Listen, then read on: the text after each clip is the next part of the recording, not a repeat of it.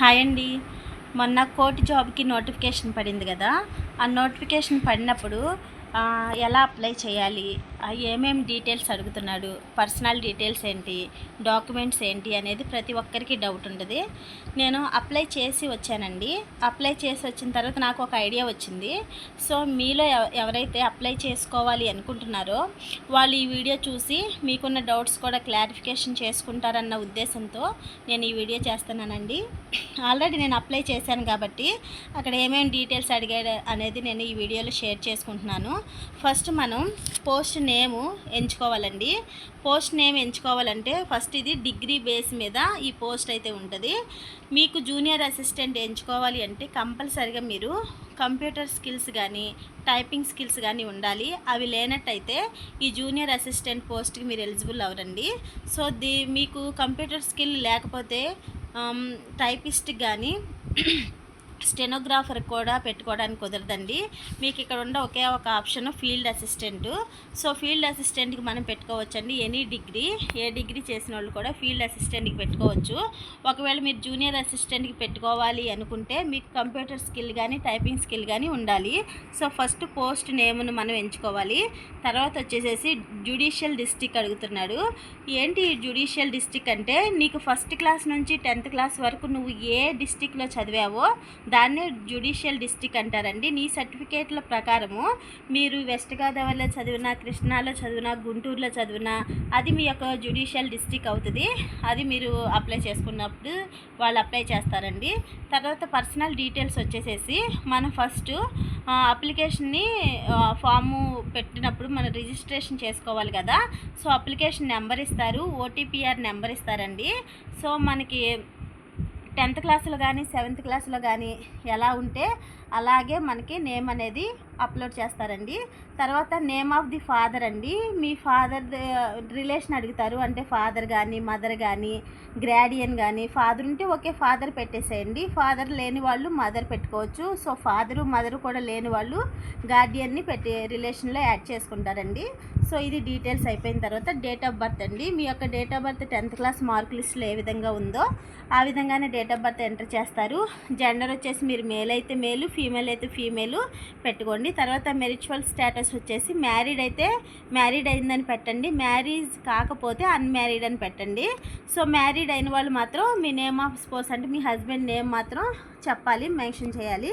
So మీ husband నేమ్ని కూడా mention చేయండి. తర్వాత వచ్చేసి కేటగిరీ అడుగుతున్నాడండి. కేటగిరీలో మనకి ఎస్సీనా, బీసీనా, ఓసీనా అడుగుతారు. బట్ ఎస్సీ కేటగిరీకి వచ్చేసి సబ్ క్యాస్ట్ కూడా అడుగుతున్నారండి. సో గ్రూప్ 1 గ్రూప్ 2 అనేది కూడా మెన్షన్ చేయండి. ఫిజికలీ హ్యాండిక్యాప్టెడ్ అయితే మీరు ఆ సర్టిఫికేట్ పట్టుకెళ్ళాలండి. కాకపోతే నో అని పెట్టేసేయండి. ఎక్స్ సర్వీస్ పర్సన్ అయితే ఎస్ అని, లేకపోతే నో అని పెట్టేసేయండి. తర్వాత ఈమెయిల్ ఐడి అవుతున్నారని కంపల్సరీగా మీకు ఈమెయిల్ ఐడి అనేది ఉండాలి. తర్వాత మీ మొబైల్ నెంబర్ అడుగుతారు. మీ మొబైల్ నెంబర్ కూడా ఎంటర్ చేస్తారు. తర్వాత అడ్రస్ ఫర్ కమ్యూనికేషన్. మీరు ప్రజెంట్ మీ ఆధార్ కార్డులో ఒక అడ్రస్ ఉంటుంది. మీరు రెంటెడ్ హౌస్ వాళ్ళు అయితే, పర్మనెంట్ హౌస్ వాళ్ళు అయితే మీ ఆధార్ కార్డులో ఉన్న అడ్రస్ పెట్టేసుకోండి.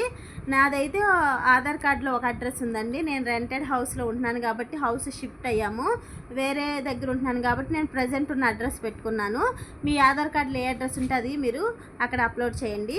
తర్వాత ఎగ్జామ్ డిస్ట్రిక్ట్ అడుగుతాడండి. ఎగ్జామ్ డిస్ట్రిక్ట్స్ అనేవి చాలా ఒక 5 వరకు మనం మెన్షన్ చేయాలి.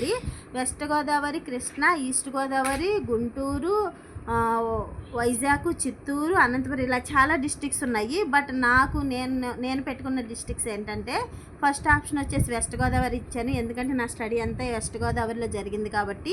సెకండ్ ఆప్షన్ వచ్చేసి కృష్ణా ఇచ్చానండి. నేను మ్యారేజ్ అయిన తర్వాత కృష్ణా డిస్ట్రిక్ట్ వచ్చాను కాబట్టి. థర్డ్ ఆప్షన్ ఈస్ట్ గోదావరి ఇచ్చానండి. ఫోర్త్ ఆప్షన్ ఏమో గుంటూరు ఇచ్చాను. ఫిఫ్త్ ఆప్షన్ ఏమో విశాఖపట్నం ఇచ్చాను. నేను ఈ విధంగా ఎగ్జామ్ డిస్ట్రిక్ట్స్ అనేవి మెన్షన్ చేశాను. తర్వాత లోకల్ డిస్ట్రిక్ట్స్ అడుగుతాడండి. లోకల్ డిస్ట్రిక్ట్ వచ్చేసి మీరు లోకల్లో పెట్టుకుంటేనే చాలా బెనిఫిట్స్ ఉంటుందండి. నాన్ లోకల్లో ఒక 5 పోస్టులు, అంటే ఉమెన్కి వచ్చేసి 2 పోస్టులు, మెన్కి వచ్చేసి అలా ఉంటున్నాయి. సో లోకల్ డిస్ట్రిక్ట్ వాళ్ళు మీ లోకల్ డిస్ట్రిక్ట్ పెట్టుకోండి. నేనైతే వెస్ట్ గోదావరి పెట్టుకున్నాను. ఇది లోకల్ కాకపోయినా నా స్టడీ అంతా వెస్ట్ గోదావరిలో జరిగింది కాబట్టి వెస్ట్ గోదావరి పెట్టుకున్నానండి. లాంగ్వేజ్ వచ్చేసి మనకి తెలుగు, హిందీ అడుగుతున్నాడు. సో నాకైతే హిందీ రాదు, నేను అంతే హిందీ రాదని పెట్టేశాను. తెలుగు వచ్చు కాబట్టి తెలుగు పెట్టాను. హిందీ ఉంటే బెనిఫిట్ ఉంటుందండి. సో మీకు హిందీ వస్తే హిందీ అని కూడా పెట్టుకోండి.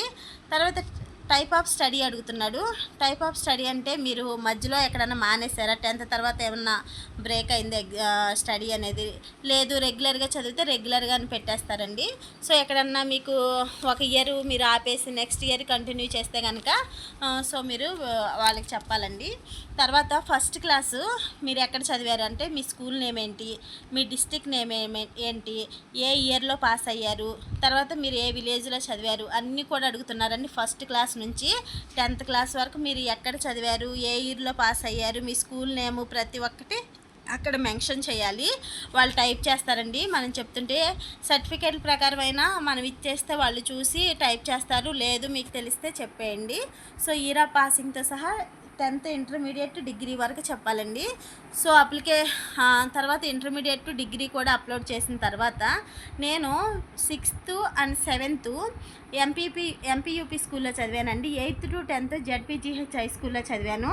అంటే ఇలాగ ఇయర్కి మనకి స్కూల్స్ అయితే మారుతూ ఉంటాం కదా, ప్రతిదీ మనం అక్కడ అప్లోడ్ చేయాలండి. తర్వాత డిగ్రీ వరకు మనం ఇయర్ ఆఫ్ పాసింగు, తర్వాత వాళ్ళ స్కూల్ నేము, కాలేజ్ నేము అన్నీ ఎంటర్ చేసిన తర్వాత applicant involved in any case, ఒకవేళ మీరు మీ మీద ఏదైనా కోర్టు కేసు కానీ లేకపోతే ఏదైనా క్రైమ్ కానీ ఉంటే అక్కడ మెన్షన్ చేయాలండి. లేకపోతే నో అని పెట్టేసుకోండి. అప్లికెంట్ ఇన్వాల్వ్డ్ ఇన్ విజిలెన్స్ కానీ, డిబార్డ్ కానీ, డిస్క్వాలిఫైడ్ కానీ, డిస్మిస్డ్ కానీ అయితే సో చెప్పండి, ముందే చెప్పాలి. మీరు డిస్మిస్ అయితే కనుక ముందే చెప్పండి. మీకు ఇలాంటివి ఏమీ లేకపోతే నో అని చెప్పండి, వాళ్ళు నో అని పెట్టేస్తారు. Applicant regular employee or any state కానీ సెంట్రల్లో కానీ ఎంప్లాయ్ అయితే మీరు నో అబ్జెక్షన్ సర్టిఫికేట్ అనేది తెచ్చుకోవాలి. ఎందుకు మీరు ఎక్కడైనా స్టేట్లో కానీ సెంట్రల్లో కానీ జాబ్ చేస్తున్నట్లయితే నో అబ్జెక్షన్ సర్టిఫికేట్ అనేది కంపల్సరీగా తెచ్చుకోవాలండి. నెక్స్ట్ వచ్చేసి మనకి పేమెంట్ డీటెయిల్స్ అండి. మనకు ఒక పోస్ట్కి అప్లై చేయడానికి 423 రూపీస్ తీసుకుంటున్నారండి. సో డాక్యుమెంట్స్ ఏమేమి అప్లోడ్ చేయాలి అంటే 10th class, inter, degree, caste certificate, study certificate, Aadhaar proof, photo signature, ఇవన్నీ మనకి డాక్యుమెంట్స్ అప్లోడ్ చేసేవి. ఫోటో సిగ్నేచరు వాళ్ళకి ఫోటో మీద సిగ్నేచర్ చేసి ఆ ఫోటోకి ఇది ఫోటో అనుకోండి, ఈ ఫోటో ఇక్కడ నుంచి స్టార్ట్ చేసి ఇక్కడ వరకు ఎండ్ అయిపోవాలి మన నేము. ఈ ఫోటో దాటి అవతలకి వెళ్ళకూడదు. ఈ ఫోటో సిగ్నేచర్ కూడా జాగ్రత్తగా చూసుకోండి. సో వాళ్ళు నెట్ సెంటర్లో మనకి ఇదంతా ఈ యొక్క డీటెయిల్స్ అన్నీ కూడా అప్లోడ్ చేసినందుకు వాళ్ళు 150 రూపీస్ అయితే మనీ ఛార్జ్ చేస్తున్నారండి.